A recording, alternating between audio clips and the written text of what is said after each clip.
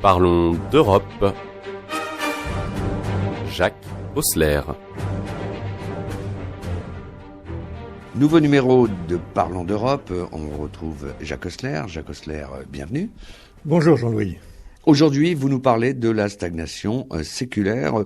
Pourquoi avoir choisi un tel titre ? D'abord parce que c'est dans la brûlante actualité et la stagnation séculaire, c'est un état durable de croissance molle et de chômage élevé. Rappelez-vous, Jean-Louis, lorsque j'ai commencé cette rubrique, j'avais posé des questions. Pourquoi construire l'Europe ?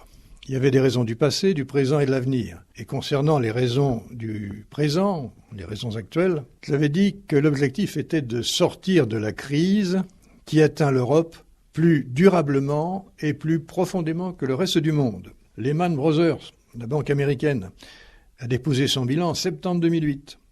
Nous sommes en 2016 et la crise perdure. La croissance est faible et le chômage continue d'augmenter. Alors il faut se poser la question, ne sommes-nous pas entrés en stagnation séculaire, soit, comme je viens de le dire, une croissance faible de longue durée, et ceci à l'instar du Japon. Les baby-boomers, qui sont accros au progrès permanent, qui ont été bénéficiaires inconscients des 30 Glorieuses, qui disaient à l'époque de ne pas tomber amoureux d'un taux de croissance de 5%, mais qui organisaient, comme disait De Gaulle, la chienlit en 1968 pour se distraire, eh bien ces baby-boomers ont du mal à percevoir cette rupture de tendance de long terme. Nous sommes peut-être dans une crise durablement sans issue. Alors l'homme extrapole indéfiniment ce à quoi il est accoutumé, ce qui lui est familier, sans jamais anticiper de rupture. La paix n'est pas un état permanent, mais un état précaire qu'il faut défendre. L'Europe est mortelle, il faut donc la protéger. Le centre du monde ne sera bientôt plus en Occident. Il faut s'y préparer. Prenons d'abord une vision distanciée de long terme de la croissance de l'économie mondiale. De l'an 1 après Jésus-Christ à l'an 1700 environ, le taux de croissance n'était que de 0,1 par an, quasiment nul. De 1700 à 2012, il fut de 1,6% l'an. Et la bonne question, comme le disait Alain Peyrefitte, c'est pourquoi diable le décollage est-il apparu dans la deuxième moitié du XVIIIe siècle à l'ouest de l'Europe ? C'est ça la bonne question. Les 5% que nous avons connus pendant les 30 Glorieuses sont une exception dans l'histoire. Et c'était notamment un rattrapage des États-Unis qui, eux, n'avaient pas été détruits pendant la Deuxième Guerre mondiale.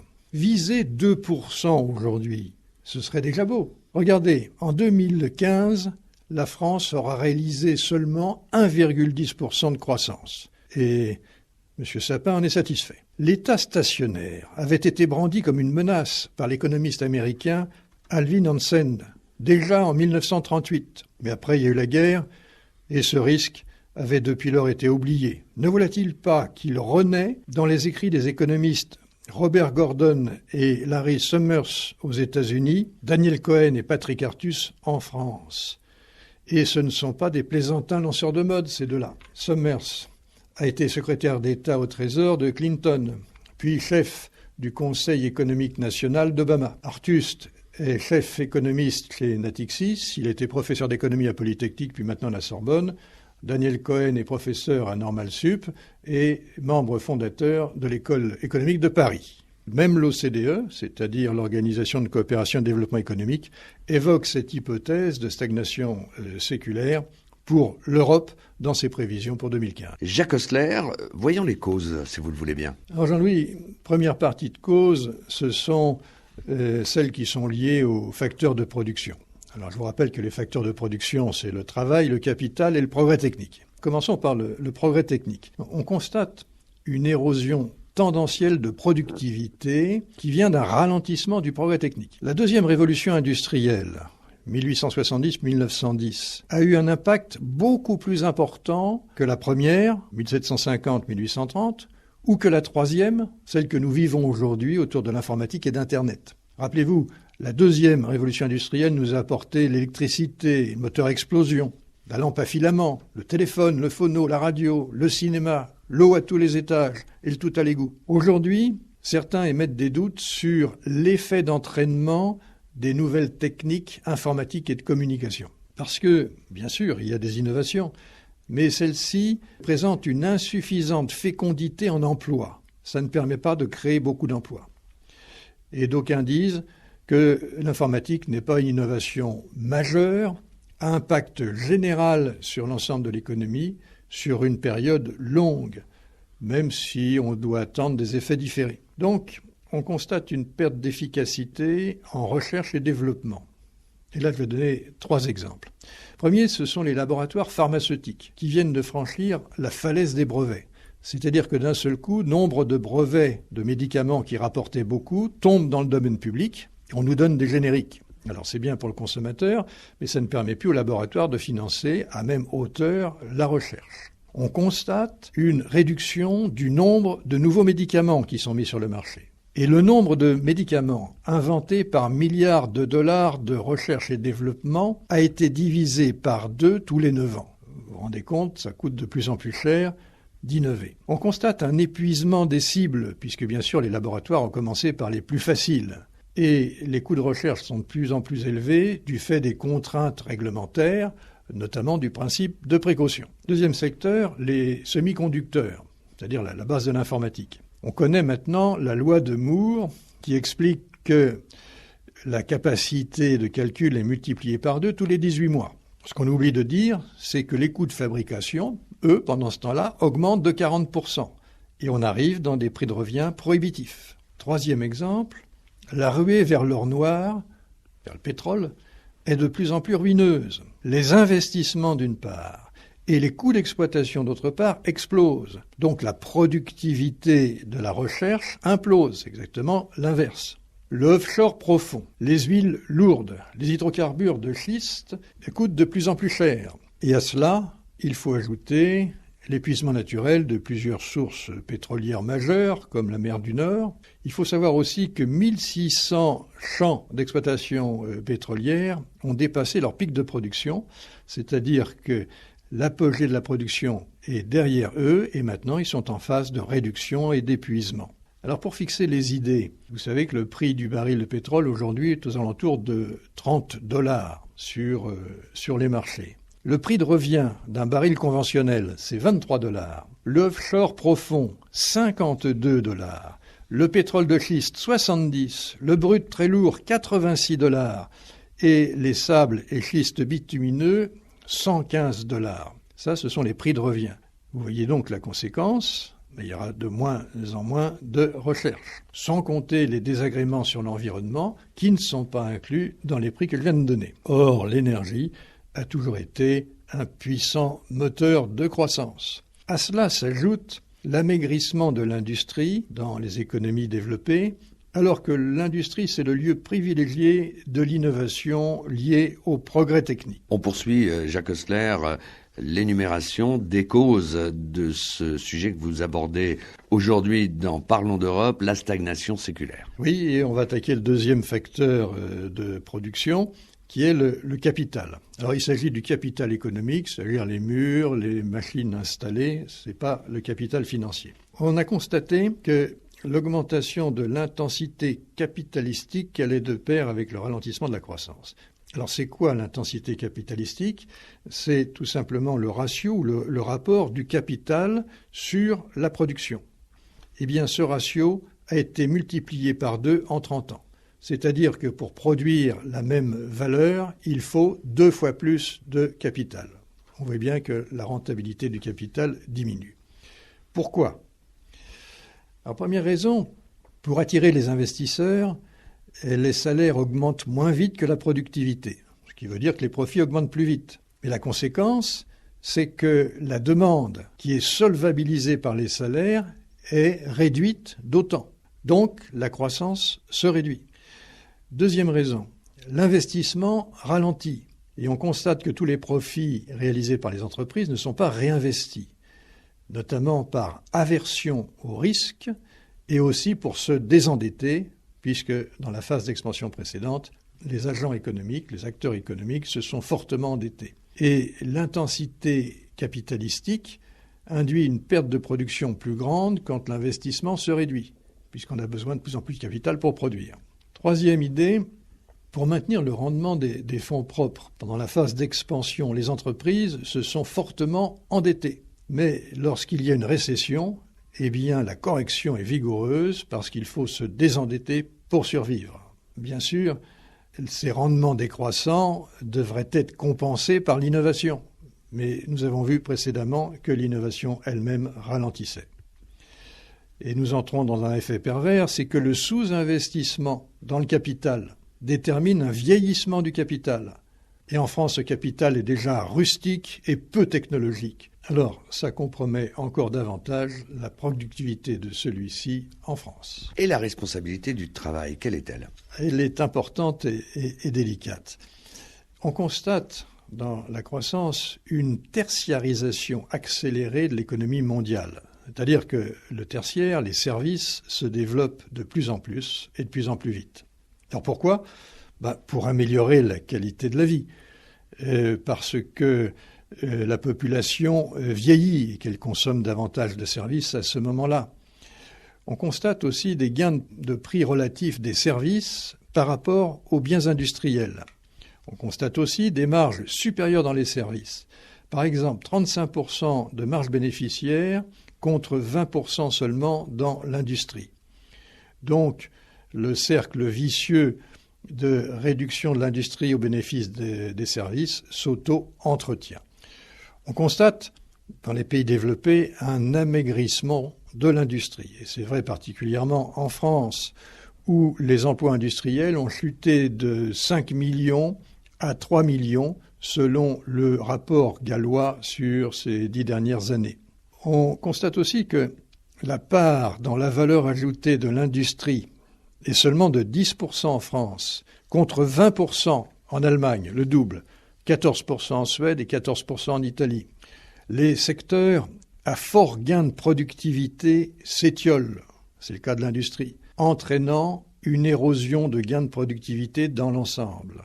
Une croissance schumpeterienne, c'est-à-dire une croissance forte, consisterait à faire migrer l'emploi des secteurs peu productifs à faible croissance vers les secteurs plus productifs à forte croissance. C'était le cas lorsqu'on est passé du primaire au secondaire, c'est-à-dire lorsque des personnes ont quitté l'agriculture pour venir s'employer dans l'industrie. Ces personnes étaient plus productives dans l'industrie que dans l'agriculture. Sauf qu'aujourd'hui, quand elles passent du secondaire au tertiaire, eh bien, la productivité diminue et l'économie globale en souffre. Et ce n'est pas tout, Jean-Louis. Aujourd'hui, nous constatons une substitution possible et progressive du capital au travail. Et là, je fais référence aux robots. Et concernant le travail, il faut distinguer les emplois substituables, c'est-à-dire qui peuvent être remplacés par des machines, des emplois à faible compétence, et les emplois complémentaires de ces machines, c'est-à-dire des emplois en principe à haute technicité. Le constat sur le marché du travail, c'est qu'il se bipolarise, c'est-à-dire qu'on voit se développer la haute technicité et puis la faible compétence. La conséquence, c'est une réduction des classes moyennes qui était liée à l'industrie. Et il y a même un livre qui s'intitule « Les classes moyennes à la dérive ». Donc ceci a des effets sociologiques sur la composition de notre société et des effets psychologiques sur le moral des populations. Alors ça continue. En 2010, les services représentaient 69% des embauches et parmi les emplois peu qualifiés, services à la personne, etc., on constate aussi une insuffisante qualification de la population active pour demeurer employée dans l'industrie avec des machines très performantes. Il faudrait donc développer l'apprentissage, comme en Allemagne, qui réduit le chômage des jeunes d'une façon considérable. Il faut réviser l'inefficacité croissante des systèmes d'éducation, où on voit par exemple la France régresser d'enquête en enquête. Nous avons encore aujourd'hui 7% d'illettrés de 18 à 65 ans, et le système continue à en fabriquer. Des millions de travailleurs n'ont pas été formés, ni initialement, ni d'une manière continue. Ils n'ont pas été formés à la perspective d'un éventuel changement de métier qui aujourd'hui est de plus en plus probable. Rappelez-vous l'innovation créatrice de Schumpeter, et Luc Ferry, qui est plus pessimiste que Schumpeter, parle d'innovation destructrice. Et pendant ce temps, Le Brésil, l'Inde, la Chine développent rapidement des systèmes éducatifs efficaces avec un enseignement notamment en ligne. Il faudrait développer l'adaptabilité de la main-d'œuvre, notamment pour les économies comme les nôtres, qui sont à la frontière de la technologie, c'est-à-dire à la pointe de l'innovation. Et ceci permettrait de stimuler l'innovation, la productivité et donc la croissance. Une des solutions, Jean-Louis, c'est l'entreprise de soi-même, c'est-à-dire se prendre en charge sa formation sans attendre le salut de l'extérieur, que ce soit l'État ou l'entreprise. On va voir maintenant, Jacques Osler, la nature des cercles vicieux. Parlons d'Europe. Jacques Osler. Alors, les cercles vicieux, Jean-Louis, tout d'abord, l'érosion de la compétitivité. Vous savez que nos prix de revient se renchérissent par la lutte, par exemple, contre le réchauffement climatique, par les charges qu'on a empilées sur les salaires en France, par le fait qu'en France, notre niveau de gamme du milieu, moyenne gamme et non pas haute gamme comme en Allemagne. Donc ceci a conduit à un cercle vicieux sur le travail et le capital. Le chômage, son importance et sa durée érodent les compétences. Les chômeurs de longue durée ne sont plus de bons producteurs. Donc ça réduit l'innovation, ça réduit la compétitivité. L'érosion de la compétitivité détermine, via le ralentissement de la croissance, un moindre investissement, ce qui entraîne un vieillissement du capital qui est moins productif. Et on voit qu'on est dans un cercle vicieux. Et puis, il y a également l'anémie de la demande. Oui, Jean-Louis, et celle-ci s'entretient. Alors, cette anémie provient d'une part d'un impact de la mondialisation sur le pouvoir d'achat. Donc ça réduit les salaires, ça réduit la demande, on l'avait dit tout à l'heure. Le vieillissement des populations réduit la demande. Quand on prend de l'âge, on consomme moins et on épargne plus. L'entrée massive des femmes sur le marché du travail arrive à son asymptote. Toutes les femmes qui désiraient travailler sont au travail ou au chômage. Les baby-boomers, qui étaient nombreux, sont maintenant à la retraite. Donc il faudrait de l'immigration pour soutenir la demande. Les inégalités qui ont cru, alors notamment en Occident, sauf en France, eh bien ces inégalités réduisent la consommation parce que les hauts revenus consomment moins de revenus que les plus bas qui ont une propension à consommer qui est bien plus élevée. Et Stiglitz constate l'inégalité a contribué à provoquer la crise. La crise a exacerbé les inégalités préexistantes et leur aggravation a plombé l'économie et rendu encore plus difficile une reprise robuste. Autre raison de l'anémie de la demande, c'est le désendettement. Comme on s'est très endetté en phase d'expansion, maintenant on consomme moins pour pouvoir survivre. Et l'enchaînement, sous-investissement, chômage, déflation, là encore, cercle vicieux. Le troisième cercle vicieux, c'est la trappe à monnaie. Les banques centrales ont mis en place des politiques monétaires accommodantes au Japon d'abord, aux États-Unis, en Grande-Bretagne et maintenant aussi en Europe. Or, ces politiques accommodantes qui ont pour objectif de réduire le taux d'intérêt sont entrées en zone d'effet pervers. Le taux d'intérêt est tellement bas qu'il n'y a plus d'incitation pour les épargnants à investir, à placer leur argent dans des actions. Et le rendement des investissements est tellement bas que les investisseurs n'investissent plus parce qu'ils connaissent une aversion au risque. Donc, nous sommes là aussi dans un cercle vicieux. Jacques Osler, on verra les conséquences dans d'autres rendez-vous, mais en conclusion de votre chronique, qu'est-ce qu'on peut dire ? On peut dire, Jean-Louis, que la crise que nous connaissons depuis 2008 n'est pas conjoncturelle. Cette crise est structurelle. En conséquence, notre niveau de vie est menacé, notre État-providence est menacé, notre cohésion sociale et intergénérationnelle est menacée. Nous sommes engagés dans un cercle vicieux infernal. Nous n'en sortirons qu'ensemble, Européens rassemblés, si nous prenons conscience avec célérité, avec pertinence, des dangers qui nous menacent, certes, d'une façon différenciée, mais néanmoins collective et solidaire. Nous n'en sortirons, Européens enfin solidaires, que si nous agissons au plus tôt, avec intelligence, avec courage. Il faudra d'ailleurs choisir entre le désastreux et le désagréable. sans être obnubilé par une prochaine réélection. Il faudra agir avec détermination et cohésion. Les mieux adaptés, Allemagne et pays de l'Europe du Nord, orientant par leur exemple les retardataires, et particulièrement la France, les stimulant par leur performance, les entraînant par leur soutien solidaire, en contrepartie toutefois d'une responsabilité économique mieux assumée. En synthèse, Jean-Louis, pour éviter le pire, il suffit simplement d'un miracle. Merci Jacques Osler pour ce nouveau numéro de Parlons d'Europe. Un dernier mot, on peut réécouter et podcaster ces chroniques sur un site dédié mouvement-européen-lorraine.fr